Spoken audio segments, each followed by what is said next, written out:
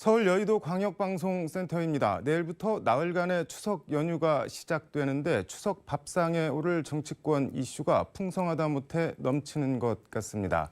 여의도 초대석 정치구단 박지원 전 국가정보원장과 함께 하나하나 미리 좀 맛을 보도록 하겠습니다. 원장님 어서 오십시오. 네, 안녕하세요.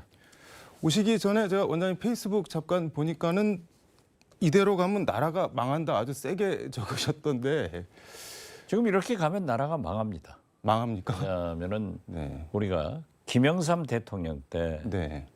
사정의 전력을 기울여서 고위 공직자들을 구속하니까 네. 국민들은 시원하다고 박수를 보내서 90% 이상 지지를 보냈습니다. 네. 그렇지만은 경제를 등한시했기 때문에 IMF 외환위기가 와서 나라가 망했잖아요. 네. 지금 딱 그런 꼴입니다. 지금 뭐 온라인에서 윤석열 대통령 민방위복이 지금 회자가 되고 있는데 이 어깨 오른쪽 어깨인가요? 대통령 뭐 이거 표찰이라고 해야 되나요? 이름표라고 해야 되나? 이렇게 대통령 이렇게 붙여 갖고 다니는 민방위복이 좀 뭐 논란이 되고 있는 것 같은데 어떻게 보시나요? 저도 깜짝 놀랐어요. 네. 대통령을 대통령이라고 써가지고 다니는 대통령은 세계에서 없을 겁니다. 그런가요? 마치 후보 때 네. 손바닥에다 왕자 써가지고 TV 토론에서 보여준 것이 연상되더라고요. 참고로 네. 김대중 대통령은 대통령 김대중이라는 희호 네. 붓글씨를 제가 알고 있기로는 5손가락 내외에 썼습니다. 제가 그렇게 네. 대통령 김대중 실사구시를 하나 써달라고 해도 대통령 김대중이 아니라 김대중이라고만 써요. 그리고 김대중 대통령이 최초로 각 공공기관에 대통령 사진을 못 걸게 했습니다. 네. 그리고 이 대통령 그러한 희호도 쓰지 않고 또 이호 여사도 영부인이라는 말을 못 쓰게 하고 여사로 통칭하고 이런 시대가 있었는데 아이 대통령이 대통령이라고 여기다 써가지고 다니는 네. 그건 왕자 쓴 거하고 똑같아요. 이게 대통령이라는 이름값, 무게 이런 걸 좀 중히 여겨야 된다 뭐 그런 말씀이신 것 같네요. 안 그래도 네. 다 알아요. 대통령을 모르는 사람이 어디 있습니까? 네. 알겠습니다. 본격적으로 정치권 이슈 얘기해 보겠습니다. 김건희 특검법부터 얘기를 해볼까요? 어제 민주당에서 당론으로 발의를 했는데 박홍근 원내대표가 대표 발의자로 이름을 올렸고 소속 의원 전원이 동참을 했습니다. 일단 어떻게 보시나요? 김건희 특검법. 당연히 해야죠. 당연히 해야 된다. 예. 왜냐하면은 네. 최근에 와서 네. 이 6,200만 원짜리 보석, 네. 목걸이나 다른 것 이런 것도 문제가 되지만은 네. 특히 도이치모터스의 그 주가 조작 문제가 녹취록이 나왔잖아요. 네. 법원에 제출했던 이런 걸 보면은 문제가 있기 때문에 네. 저는 이에는 이, 눈에는 눈으로 민주당에서는 특검법을 제안할 수밖에 없다. 어떻게 됐든 그러나 네. 그 전남대학교 최영태 교수가 그 글을 썼던데요. 저도 최근에 읽어봤어요. 대통령 당선되신 분이 네. 상대 경쟁 후보를 선거법 위반으로 고발을 한 것이 이번이 처음이에요. 윤석열 대통령이 이재명 후보를 고발한 게 처음인데 직접 고발을 했나요? 근데 그런 것 같아요. 그 네. 최영태 교수 글에 보면은 네. 이건 옳은 정치가 아니에요. 그렇기 때문에 대통령도 정부도 이재명 대표를 오늘 기소한 거 아니에요? 마주보고 달리는 기차처럼 충돌하면은 나라가 망하는 거예요. 저는 다시 한번 네. 윤석열 대통령께서 이런 통 큰 정치를 해달라고 말씀드립니다. 그 말씀하신 김건희 여사 고가 목걸이, 그러니까 특검 수사 대상이 한 3개 정도 되는데 뇌물성 협찬 의혹, 도이치모터스 주가 조작 의혹, 허위 경력 의혹 이렇게 크게 세 가지가 관련돼 지금 보면은 김용민 의원이 지난달에 김건희 특검법을 대표 발의했는데 어제 당론으로 발의한 거랑 가장 큰 차이가 그전 김용민 특검법안은 그 특검을 여야에서 한 명씩 추천을 해서 대통령이 뭐 임명을 하는 걸로 되는데 이번에는 여당은 제외하고 야당 그러니까 민주당에서만 2명을 추천하도록 지금 했습니다. 그게 이제 뭐 이해충돌 소지를 해소를 했다는 게 민주당 설명인데 지금 법사위원장이 국민의힘 김도읍 의원인데 이게 법안이 통과가 될까요? 통과가 되더라도 대통령이 거부권을 행사하지 않을까요? 어떻게 보시나요? 과연 민주당에서 민주당만 두 네. 특검을 한 것이 옳은가는 저는 좀 네. 생각이 달릅습니다. 박영수 특검 네. 제가 추천해가지고 박근혜 대통령이 임명해서 네. 탄핵을 당했습니다. 네. 그러니까 그러한 것도 잘 생각해 보셔야 되고 지금 법사위원장이 국민의힘 김도읍 위원장이라고 하더라도 네. 민주당은 3분의 2에 가까운 의석을 가지고 있어요. 네. 그리고 법사위에서도 패스트트랙 네. 하면은 얼마든지 통과시킬 수 있다. 이건 쉽게 보면 안 돼요. 네. 그리고 만약에 법안이 통과돼서 대통령께 올라가더라도 네. 대통령이 자기 부인이라고 해서 거부권을 행사한다?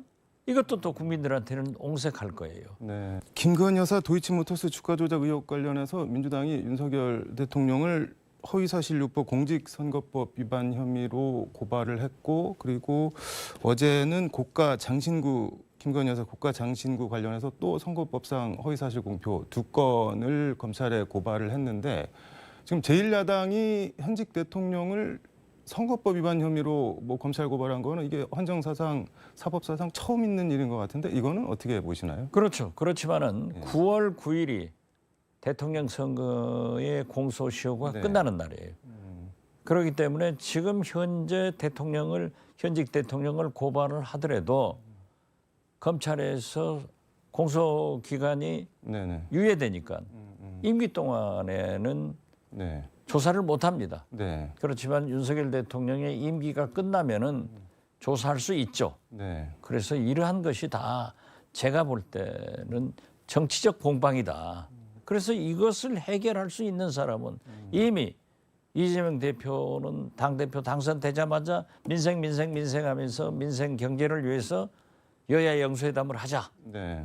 이렇게 제안을 하니까 또 윤석열 대통령이 저는 두 분이 만나서 그러한 분위기를 조성되면은 쌍특검이 됐건 검찰에서 하건 퉁 안 되지 않고 네. 잘 처리가 될 것이다. 그렇게 봅니다.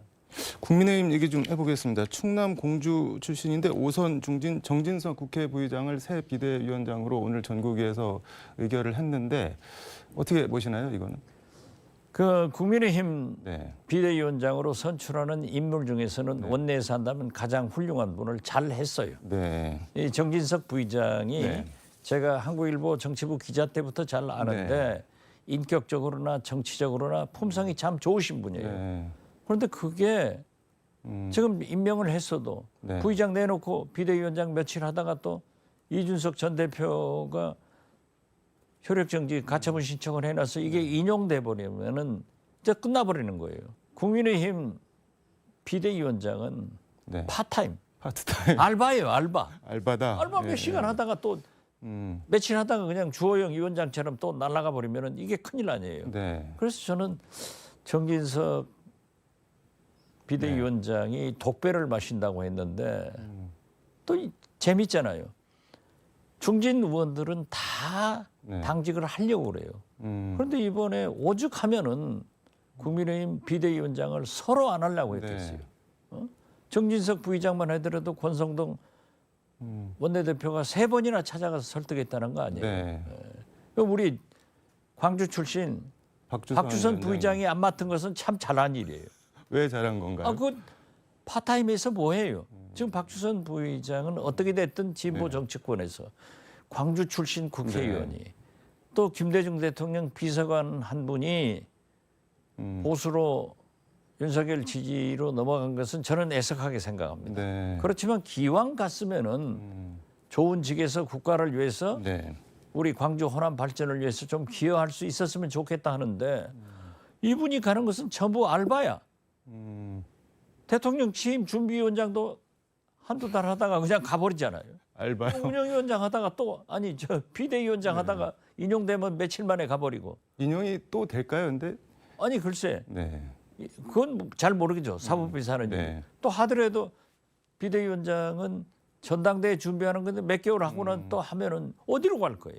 근데 그거 하자고 국회 부의장을 내려놓을까요? 정진석 부의장이? 그 내려놓겠죠. 네, 그렇게 내려놓습니다.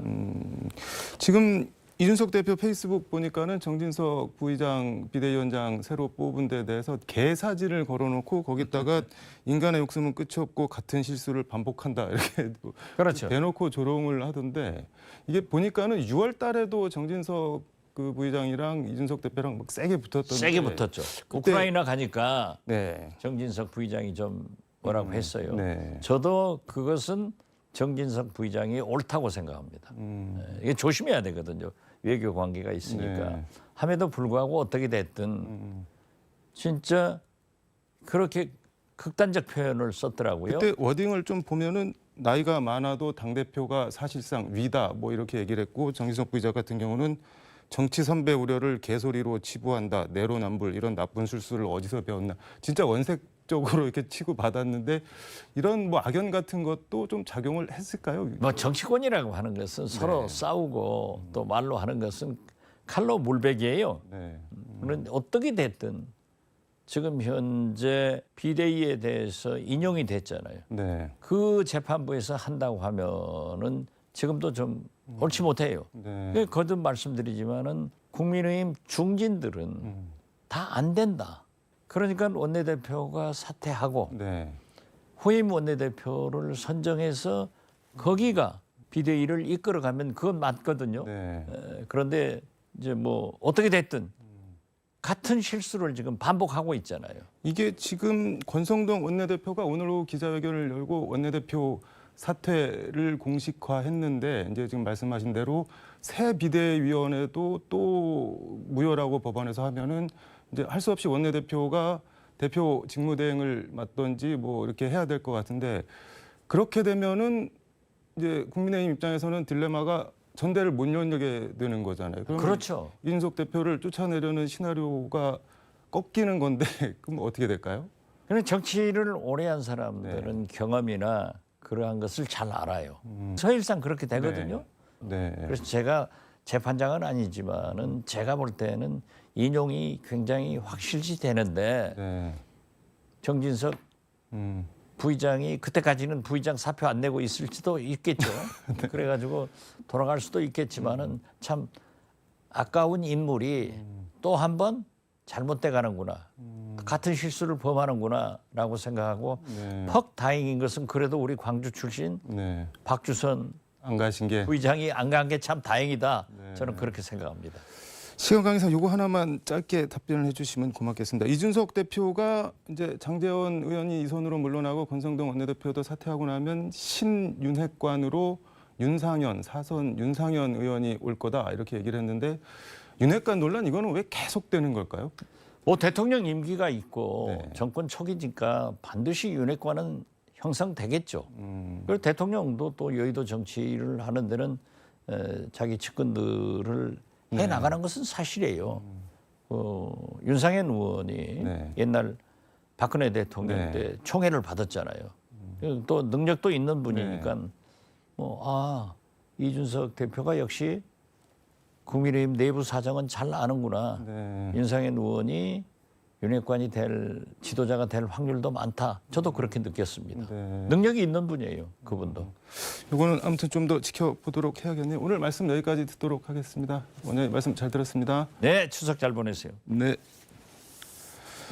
네, 대우조선이 점거 파업을 주도한 하청업체 노동자 5명에게 470억 원의 손해배상 소송을 냈습니다. 연봉 3,400만 원, 경력 15년 대우조선 하청 노동자가 한 푼도 쓰지 않고 1,382년을 갚아야 끝나는 액수입니다. 더도 말고 덜도 말고 한가위만 같아라라고 하는데 정치권이 좀 적극적으로 중재에 나서주고 노사 합의 정신에 따라 대승적으로 소송이 취하되기를 바라봅니다. 누구에게나 가능한 모두에게 따뜻하고 풍성한 한가위가 되기를 바라겠습니다. 지금까지 서울광역방송센터에서 박지원 전 국정원장과 함께 전해드렸습니다.